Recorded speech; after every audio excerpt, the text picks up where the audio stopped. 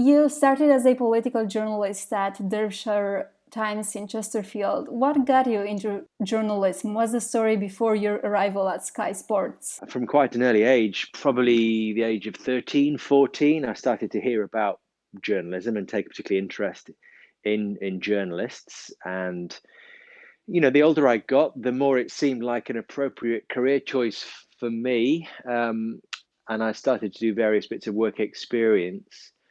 And then really my sort of academic choices became easier because I was always focused on that end goal, which was to work in some kind of journalism. Now, I had no idea really what type that was. I suppose I had ambitions to be a sort of foreign correspondent or something like that, working for a big newspaper or perhaps even the BBC. But um, things happen along the way, different doors open, some doors close, and you have to make the best of the opportunities that present themselves. So for me, it was doing a history degree, it was doing a postgrad in specifically newspaper journalism. And then really, I got to the end of that course, which was in Sheffield, and wanted to get started as straight away, as soon as I possibly could. I was desperate to get into a job, and I didn't really care where that was, and I wasn't really that bothered about for what kind of paper it was for either. I ended up going for an interview with the Derbyshire Times newspaper in Chesterfield, and it was for a general junior reporter role that they were advertising. So I was lucky enough to get that job. And it was a brilliant grounding because we were a small staff. You really got the opportunity to do lots of different things, whether it was politics, as you say, whether it was crime, whether it was some business stories, human interest, all that different spectrum of work within a local newspaper I was able to do. And it was only really at the back end of that 2 years that I was there, I was completing my professional qualifications, that I dipped my toe into the world of sports journalism, which I hadn't previously thought was something that I would be interested in as a career. Sport was my abiding passion. It was what I did outside of work. Grew up playing non-stop football and cricket, particularly as a youngster, and always thought I'd be keeping those two things separate.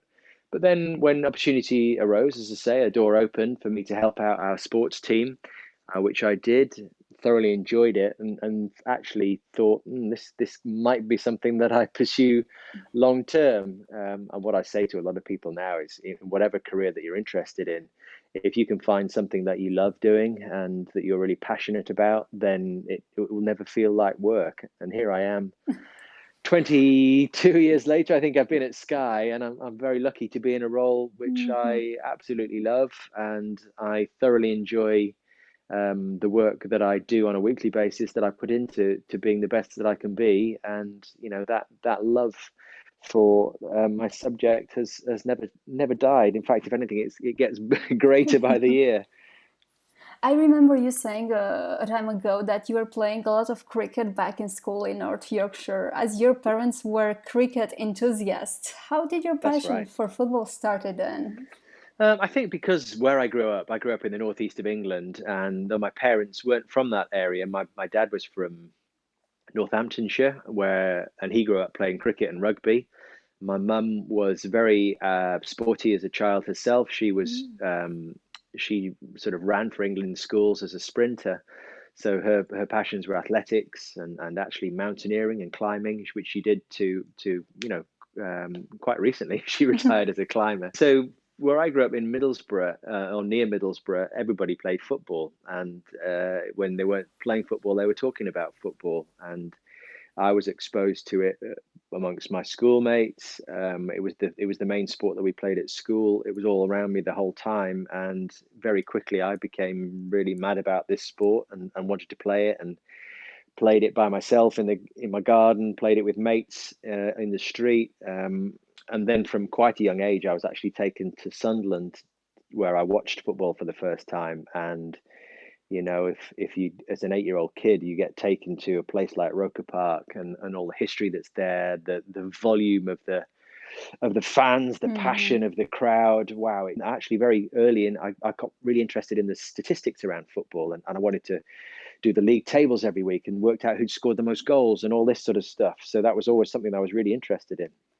You began your Sky Sports career as a scriptwriter before progressing to reporter and then presenter. How was the journey from the first steps you took to where you are today? It was strange because when I went in there, I suppose I felt in a little bit in awe of the people and the Mhm. surroundings that I was working in, because it was a company that I knew very well and had watched a lot from afar.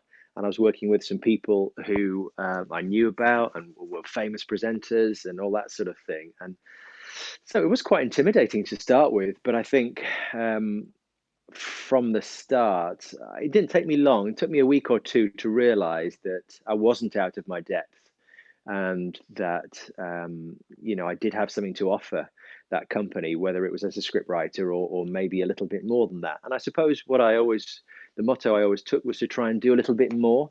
So I would, make it obvious to other people that I was ready for the next step, whether it be as a reporter initially, and being allowed out on the road with a camera person, or whether it was actually standing in front of the camera and being able to speak on live television. I didn't shy away from any of those challenges, I Mhm. suppose. And I was very lucky, Evelina. I can't lie. I mean, I got to where I got to, where I am now, because I was incredibly lucky at various points along my way. It wasn't just through talent or hard work. You can be as talented as you like or as hardworking as you like, but you need opportunities. And I was very fortunate to be at that stage at a really young company, where they were not frightened to push people on or promote people into areas where perhaps they didn't have enough strength in depth. And I got exposed to some fantastic experiences and really, I suppose, thrived. And I got some huge breaks along the way to get to the position I'm in now. What are the proudest moments of your journalistic career?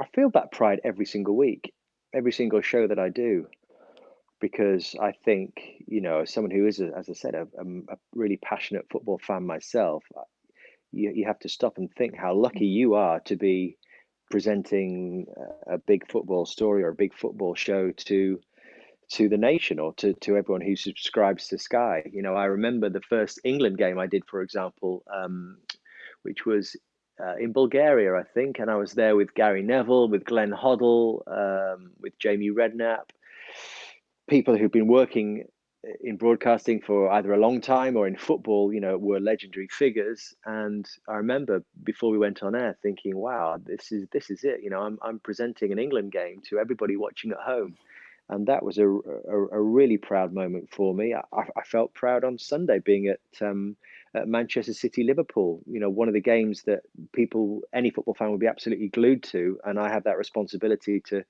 deliver that show in the best way that I possibly can. That you never lose that. But I suppose every little step along the way, you do have a moment and a time to reflect, and I think it's important that you do, and you don't take it for granted. You have always been a Sunderland fan. Was being in the board of the club a dream of yours? It really was. I've been talking about it with my family and close friends about the possibility of joining the board through some distant conversations with the owner. And then I remember it was a Saturday lunchtime before a game when I got a message through that was really confirming that he wanted me to be part of the board. And yeah, I felt absolute huge excitement. This was something that I probably didn't expect would happen. It's a hugely privileged position, but by the same token, I do treat it as a professional position as well. I'm not there as a fan's representative. That's not how I see the role. I see the role as being someone who advises the club and offers consultancy to the club, really, on being the best possible football club it can be.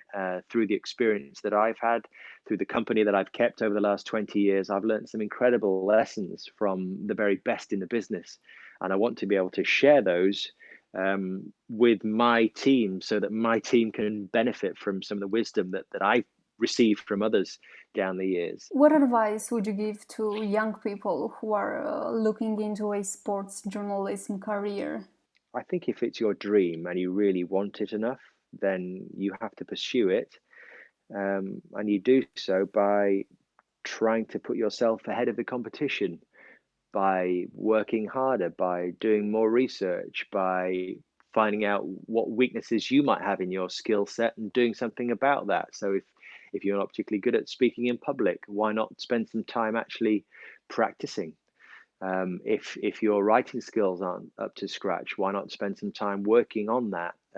Whatever it is where you might think there is a weakness, and it's really important to be self-critical in this business.